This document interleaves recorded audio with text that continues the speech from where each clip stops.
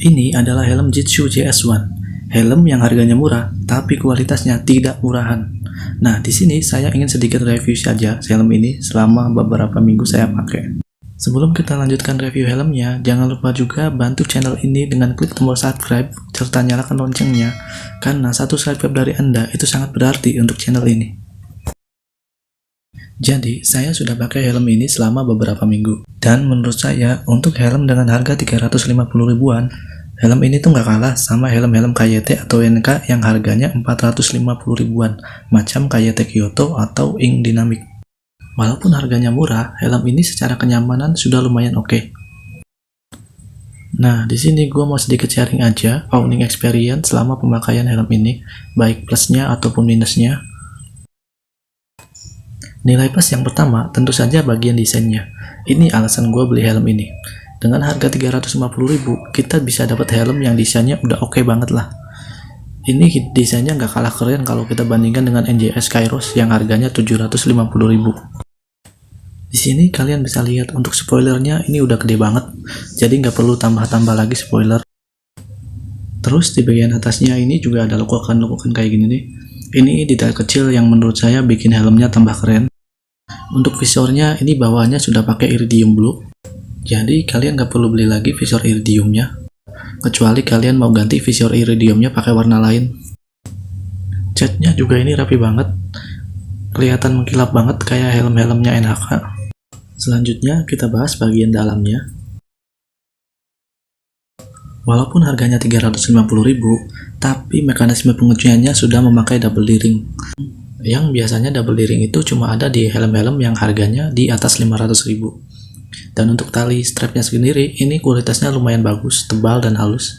Ini nggak kelihatan murahan sama sekali, kayak tali strapnya helm Scott GP-Tech yang kemarin saya pernah review itu. Lalu untuk busanya ini empuk, tebal juga, dan kainnya juga halus. Overall sih gue suka sama feel-nya. Dan bagian busanya ini juga bisa dicopot semua untuk memudahkan pada saat ingin dicuci. Busa bagian atasnya juga ini empuk banget, tebal, lebih tebal dari helmnya KYT. Lalu di bagian kulit sintetisnya ini juga terdapat motif karbon kayak gini nih. Ini lagi-lagi detail kecil yang menurut saya bikin helm ini tambah cakep. Di sini juga ada. Terus di bagian ini juga ada. Untuk ratchetnya ini pakai ratchet yang sama seperti punyanya KYT Galaxy Slide atau KYT Oven Phenom. Jadi buat kalian yang mau ganti visornya ini nggak susah. Visornya kalian bisa pakai visor iridiumnya milik KYT Kyoto atau KYT Galaxy Slide atau KYT Oven Phenom. Atau kalian yang mau pakai visor clear juga ini nggak bakal susah untuk nyari gantinya. Nggak kayak helm Scott GP-Tech yang kemarin saya review, itu sampai sekarang saya nggak nemu visor yang sama atau ratchet yang sama dengan helm Scott GP-Tech itu, jadi mau ganti visor iridium pun susah. Yang saya suka lagi, bagian logonya ini kelihatan simple tapi keren dan juga nggak keramaian, dan ukuran serta penampatan logonya juga ini nggak mengganggu secara desain keseluruhan, jadi tetap kelihatan oke banget. Lalu untuk desain ventilasi atasnya juga ini kelihatan sporty banget, tajam-tajam, dari atas juga kelihatan cakep. Dan ini dia poin utama dari desainnya, yaitu spoilernya yang lebar banget, panjang banget. Lalu di bagian bawah spoilernya ini terdapat logo Jitsu serta tulisan JS1. Dan untuk ukurannya, helm yang sedang saya bahas ini ukurannya L. Untuk helm-helm KYT biasanya saya pakai ukuran M. Tapi pada saat saya pesan helm ini, saya pesan helm ukuran M, tapi ternyata yang dikirim ukuran L.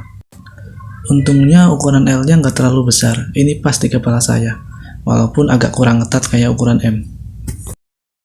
Selanjutnya kita akan bahas dari sisi kenyamanan helm ini. Nah, saya sudah beberapa minggu ini pakai helm ini, dan helm ini rasanya agak kurang adem, karena ternyata helm ini tidak punya ventilasi. Di bagian ventilasi atas ini, walaupun desainnya keren, tapi ternyata ini tidak bolong, jadi tidak ada suplai udara yang masuk ke dalam helm.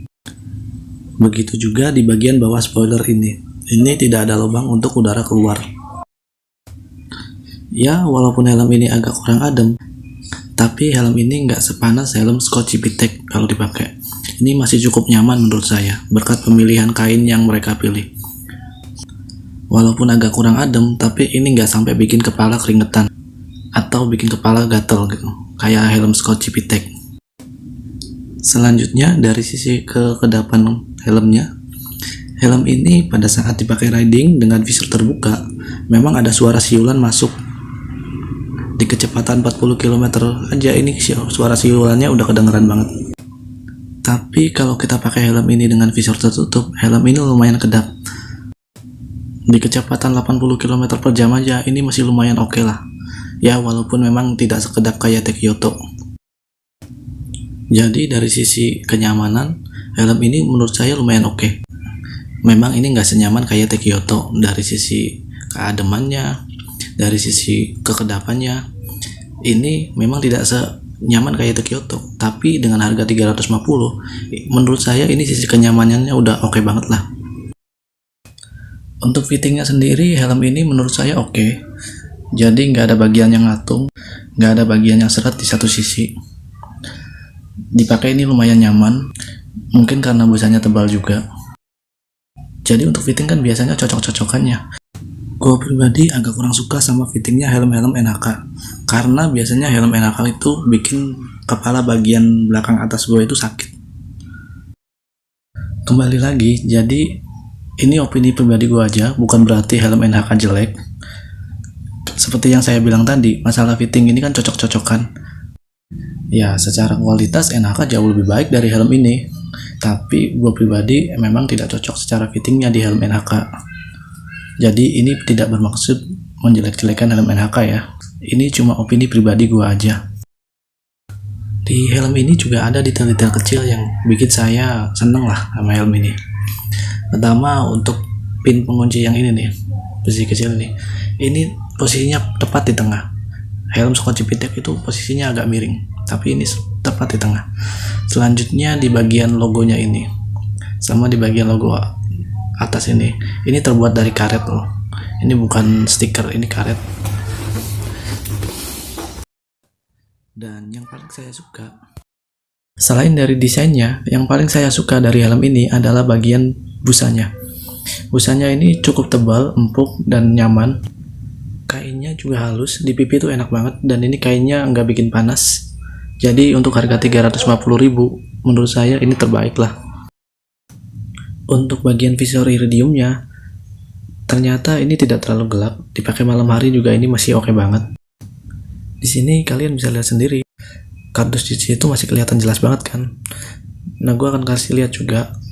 Gue di sini ada bola warna hijau, dan kalian bisa perhatikan warna hijau dari bola ini masih tetap kelihatan jelas banget di visor iridiumnya. Padahal ini posisinya di dalam ruangan dan nggak terlalu terang juga sebenarnya ruangannya.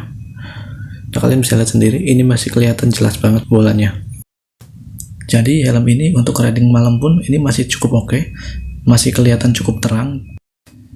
Jadi buat kalian yang masih ragu untuk beli helm ini, menurut saya helm ini cukup oke. Untuk San Mori ini juga kelihatan keren, untuk pakai sehari-hari juga ini kelihatan keren juga, dan masih cukup nyaman untuk pakai sehari-hari, baik siang maupun malam. Nah, saran saya sih buat kalian yang beli helm ini, ya helm ini jangan dibawa ke mall lah. Karena gue yakin kalau ditaruh di parkiran di mall, ini helm hilang, karena kelihatannya ini helm kayak helm mahal. Jadi saran saya kalau kalian mau bawa ke mall, mending helmnya taruh di bagasi atau bawa masuk sekalian nggak apa-apa. Ya, walaupun harganya 350.000, tapi kalau hilang lumayan juga. Oke, segitu saja video kali ini. Silahkan tulis di kolom komentar pendapat kalian tentang helm ini. Jangan lupa juga tekan tombol jempol ke atas jika kalian suka dengan video ini. Lalu klik subscribe serta nyalakan loncengnya, karena satu subscribe dari kalian itu sangat berarti untuk kami. Terima kasih.